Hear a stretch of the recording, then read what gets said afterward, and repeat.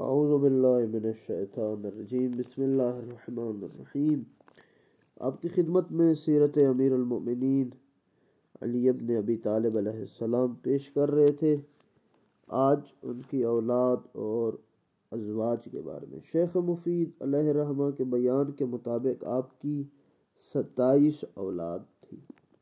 امام حسن، امام حسین، جناب زینب کبریٰ، جناب زینب صغریٰ، جن کو ام کلثوم کہا جاتا ہے، اور جن کی والدائیں گرامی حضرت فاطمہ زہرا سلام اللہ علیہا تھی، جن میں سے جناب زینب کا عقد حضرت عبداللہ بن جعفر سے ہوا تھا، جن کے 2 فرزند عون اور محمد کربلا میں شہید ہو گئے تھے، اور ام کلثوم کا عقد محمد بن جعفر سے ہوا، جن سے کوئی اولاد نہیں ہوئی، یعنی دونوں بھائی ایک ہی گھر میں شادی ہوئی جعفر کے، اور ایک عبداللہ کے بیٹے کی ہمسر بنی اور ایک محمد بن جعفر کی۔ اور یہ جو کہا جاتا ہے کہ فلاں خلیفہ داماد، یہ ساری ایک کہانی بنائی جھوٹی ہے، کوئی واقعی نہیں ہے۔ ان 4 اولاد کے ایک محسن ہے، جنہیں شکم مادر میں ہی شہید کر دیا گیا، جن کا نام پیغمبر اسلام نے قبل ولادت محسن رکھا تھا۔ ایک ان کا اور بیٹا محمد ہے، جن کی کنیت ابو القاسم، جن کی والدہ خولہ حنفیہ تھی۔ اپنے وقت کے نہایت درجے شجاع و بہادر انسان تھے، یہاں تک کہ مولا کائنات کے سامنے ایک ذرہ کے طولانی ہو جانے کے بنا پر اسے ہاتھ سے کھینچ کر توڑ دیا۔ بڑے شجاع انسان تھے، اتنے شجاع تھے، فرماتے ہیں کہ اتنا بڑا خاندان کے شجاع ہونے کے، یہ سکہ ہوتا ہے نا، سکے کے اوپر جو نقش ہوتے ہیں نا، اس نقش کے اوپر ہاتھ پھیرتے تھے، یعنی انگلیوں سے رگڑتے تھے تو وہ نقش مٹ جاتے تھے۔ آپ کی پیدائش کی بشارت بھی سرکار دو عالم نے دی تھی، اپنا نام، اپنی کنیت بھی عنایت فرمائی۔ دور خلافت دوم میں پیدا ہوئے اور عبد الملک بن مروان کے حکومت میں ان کا انتقال ہوا۔ ان کی اولاد کی تعداد 24 تھی، اور 14 ان میں سے جن کے فرزند، ان کی نسل کافی بڑی اور مختلف اطراف و اکناف میں پھیل گئی۔ ایک ہے عمرو رقیہ کبریٰ، جن کی والدہ ام حبیب بنت ربیعہ تھی۔ باقی بیٹوں کے نام عباس، جعفر، عثمان، عبداللہ اکبر، جن کی والدہ کا نام ام البنین فاطمہ کلابیہ، جن سے امیر المومنین نے جناب عقیل کے مشورے کے بنا پر عقد کیا تھا۔ عرب میں اس سے بڑا خاندان بہادر نہیں تھا، جس رشتے کی بنا پر آپ انشاءاللہ جب امام حسین علیہ السلام کی حالات زندگی آئے گا تو وہاں پر آپ دیکھیں گے، جہاں پر شمر ملعون، اللہ اس پر لعنت کرے، جب آیا اور آ کے امان نامہ دیا کہ میں نے عمر ابن سعد سے تمہارے لیے امان نامہ لیا، تو ہمارے بھانجے ہو، ٹھیک ہے، تو ہمارا خاندان ہمارے ساتھ ملتا ہے، کلابیہ سے ہو، جس کو جناب عباس نے ٹھکرا دیا اور کہا لعنت تم پر اور تمہارے اس بڑے سردار پر کہ جو خط لے کے آیا، امان نامہ لے کے آیا، میں فرزند رسول کو کیا چھوڑ دوں۔ ایک کا نام محمد اصغر، عبداللہ، ان دونوں کی والدہ جناب لیلہ بنت مسعود، یہ دونوں بھی کربلا میں سے۔ محمد کی کنیت ابو بکر بھی تھی۔ یحییٰ ان کے والد جناب اسماء بنت امیسی، ام محسن رملہ، ان دونوں کی والدہ ام سعید بنت عروہ بن مسعود ثقفی، اور یہ رملہ کبریٰ ہیں۔ نفیسہ، زینب صغریٰ، رقیہ صغریٰ، ان تینوں کی والدہ فرماتے ام سعید ہے۔ اور اس کے بعد بعض مورخین نے جو امیر المومنین کی اولاد کی تعداد وہ 36 بتائی ہے، کہ 18 بیٹے ہیں اور بھی 18 بیٹیاں ہیں۔ بہرحال یہ امیر المومنین کی ایک مختصراً فرمایا۔ اصحاب کرام، یوں تو رسول اکرم کے بعد سخت ترین حالات میں بھی امیر المومنین کا ساتھ دینے والے افراد بے شمار تھے۔ بعض اوقات میدان جہاد میں یہ تعداد لاکھ کے قریب پہنچ جاتی تھی، لیکن حقیقت سے انکار نہیں کیا جا سکتا کہ بیعت کرنے والے یا جنگ میں شرکت کرنے والے افراد ہوتے تھے، باکمال تھے، اصحاب وفا تھے، ٹھیک ہے، جن کی تفصیلی حالات ان پر کتابیں لکھی جا چکی ہیں، اور اگر بندہ پڑھنے بیٹھ جائے اور بتائے تو نہیں پہنچ سکتا۔ بہرحال مختصر آپ کی خدمت میں پیش کرتے ہیں۔ اسبغ بن نباتہ، یہ خواص اصحاب امیر المومنین تھے، آپ کے ذخائر میں شمار ہوتے تھے۔ امیر المومنین کی فوج میں بعض افراد تھے جنہوں نے آپ سے وفاداری کا عہد کیا تھا اور آپ نے اسے جنت کا وعدہ کیا تھا۔ ان افراد کو شطرۃ الخمیس کہا جاتا ہے، یعنی خمیس لشکر کا نام ہوتا ہے۔ اس میں میمنہ، میسرہ یعنی دائیں بائیں قلب، وسط میں لڑنے والے، پیچھے لڑنے والے، آگے لڑنے والے، اور شرطہ اسے باہمی شرط اور قرارداد کی بنا پر کہا جاتا تھا۔ امیر المومنین نے چند افراد کو کہا کہ انہوں نے کہا ہم آپ کی ہر بات مانیں گے۔ فرمایا کہ ٹھیک ہے، تم قلب لشکر پہ لڑو، میمنہ پہ لڑو، میسرہ پہ لڑو، جہاں بھی لڑو گے، اور اگر تمہاری شہادت ہوگی تو میں تمہاری جنت کا ضامن ہوں۔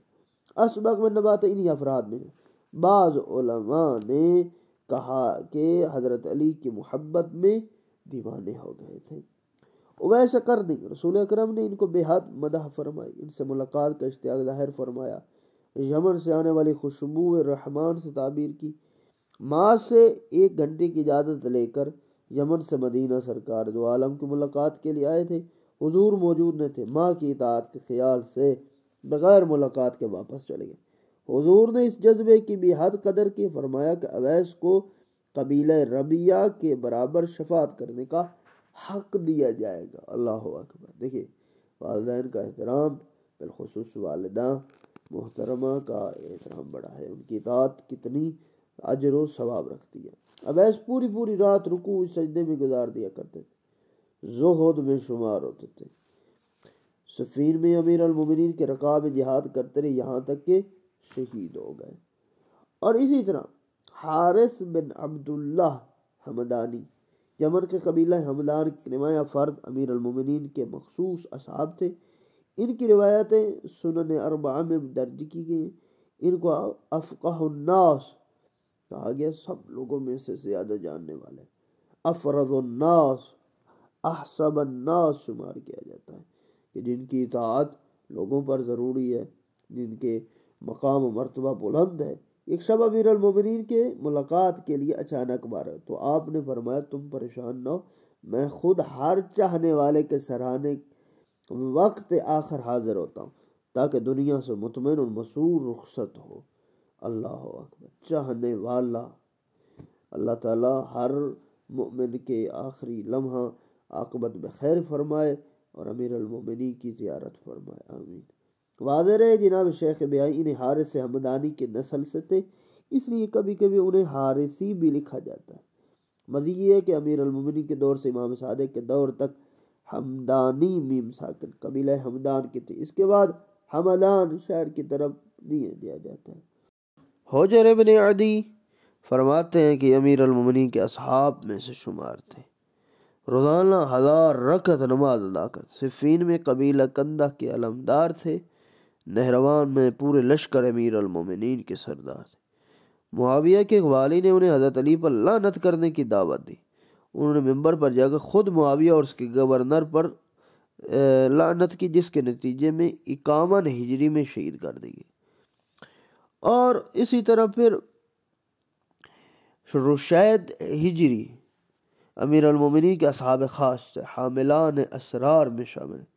بسم تمار، حبیب ابن مظاہر ایک دوسرے کو اس کی شہادت کی خبر دے رہے تھے تو لوگ حیرت زدہ تھے کہ رشید آ گئے۔ انہیں یہ اضافہ کر دیا حبیب کا سر لانے والوں کو زیادہ انعام دیا جائے گا۔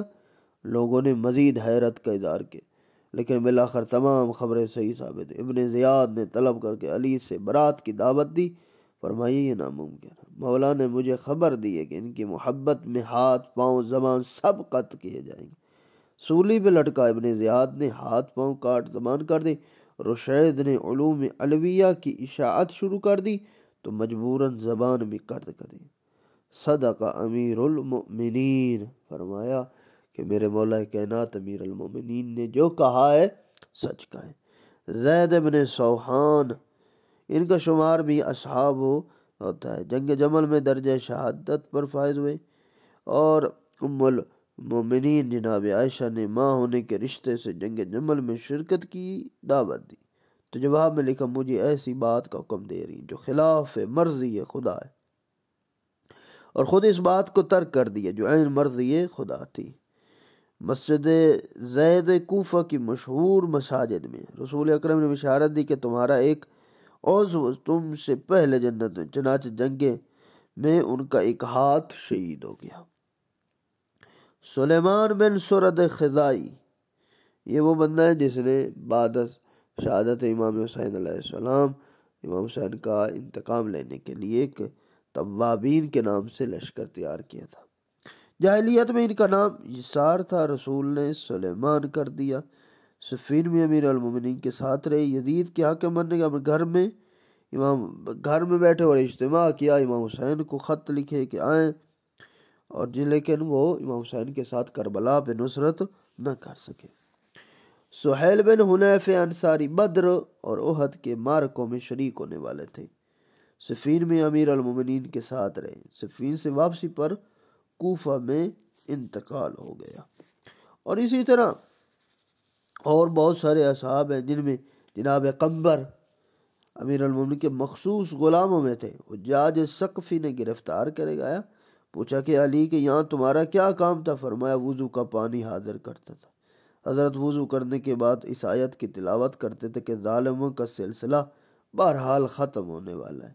حجاج نے کہا اس سے شاید میری ذات کا مراد لیتے تھے؟ فرمایا بے شک، کہا اگر تمہیں قتل کر دوں تو کیا ہوگا؟ فرمایا میں نیک بخت ہوں گا اور تو شقی و بدبخت۔ حجاج نے غیظ میں آ کر قتل کا حکم دے دیا۔ کمیل ابن زیاد نخعی امیر المومنین کے مخصوص اصحاب میں سے بھی یہ شمار۔ دعائے کمیل یہ جو ہر شب جمعہ پڑھی جاتی ہے، وہاں اسی دعا کے عنوان سے، اسی کمیل کے عنوان سے بتائی گئی ہے۔ ان کی عظمت و جلالت کے لیے کافی ہے۔ اور اس کے بعد مالک بن حارث اشتر نخعی، اللہ اکبر، بڑے شجاع تھے، جن کے قصیدے، جن کی شجاعت کے قصیدے امیر المومنین نے نہج البلاغہ میں ارشاد فرمایا، بڑے ہی خوبصورت انداز میں فرمایا کہ مالک اشتر ایسا انسان، ایسا پہاڑ ہے جو کبھی بھی ہل نہیں سکتا۔ امیر المومنین کے مخصوص صاحب اپنے دور کے سب سے بڑے شجاع بہادر تھے۔ مصر کا گورنر بنا کر بھیجا گیا، لیکن راستے میں ہی دشمن نے ان کو زہر دلوا دیا اور ان کو شہید کر دیا۔ جنازہ مدینے لا کر دفن کیا گیا۔ امیر المومنین اس حادثے سے بڑا ہی انتہائی غمگین ہو گیا۔ فرمایا مالک میرے لیے ویسے ہی تھے جیسے میں رسول اللہ کے لیے تھا۔ اس شجاعت کے باوجود تقویٰ کا یہ عالم تھا، زہد اور درگزر کرنے کا یہ عالم تھا۔ ایک شخص نے کوڑا پھینک دیا ان کے راستے میں، لیکن خاموشی سے گزر گئے۔ کسی نے دیکھ لیا اور کہا کہ تم نہیں جانتے یہ مالک اشتر ہے؟ فوراً دوڑا مسجد میں کہ معذرت کروں۔ دیکھا کہ مالک اشتر نماز پڑھنے کے بعد سجدہ سر میں رکھتے ہوئے اللہ کی بارگاہ میں دعا کر رہے ہیں کہ میرے اللہ اس کو بخش دے۔ اسے پتہ نہیں تھا، میں بھی بخش دیتا ہوں، تو بھی بخش دے۔ جیسے یہ سن رہا تھا فوراً مالک کے قریب آیا، نماز ختم کرنے کے بعد نماز کے بعد اس کے قدموں میں گر پڑا اور معافی مانگنے لگا۔ امیر المومنین مالک اشتر کو جو عہد نامہ لکھ کر دیا تھا، وہ آج تک دنیا کے ہر حاکم کے لیے بہترین نظام حکومت چلانے کے لیے ہے۔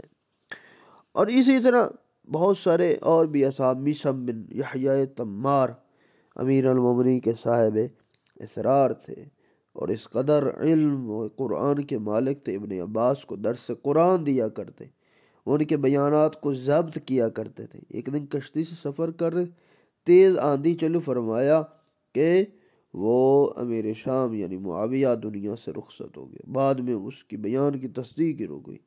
امیر المومنین کے زر خرید غلام تھے۔ حضرت نے خریدنے کے بعد نام پوچھا تو کہا سالم۔ فرمایا رسول اکرم نے تمہارا اصلی نام میثم بتایا، لہذا تمہارا نام وہی ہوگا اور ابو سالم تمہاری کنیت ہوگی۔